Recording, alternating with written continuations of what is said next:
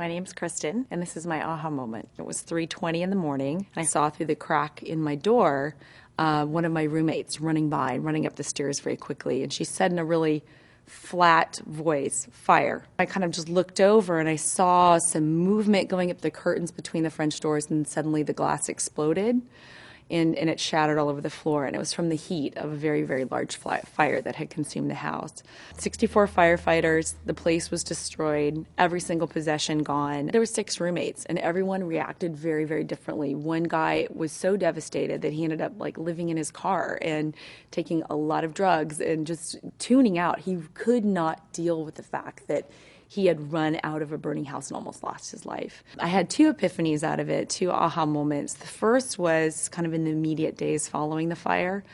I got the distinction that when you have nothing, you have everything.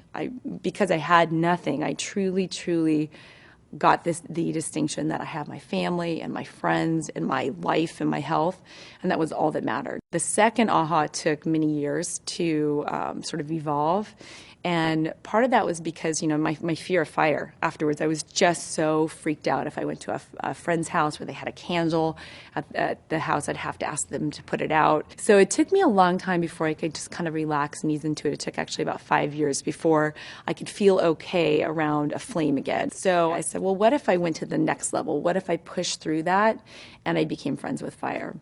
So I had friends who were fire dancers. I had been a dancer my whole life and said, okay, well, maybe I could take on this new form of dance called poi, where you spin flaming balls of fire around your body. And that was a huge aha moment for me, in that someone once said to me, courage isn't the absence of fear, it's action in the face of it. So I always have that fear every time I light up, but it's moving through that fear. And what was on the other side of that was that I could bring joy to people. I'm a performer. I teach dance now. I teach fire dancing and perform fire dancing. So to be able to bring joy to people from something that gave me such pain and it was such a tragedy is such a beautiful thing.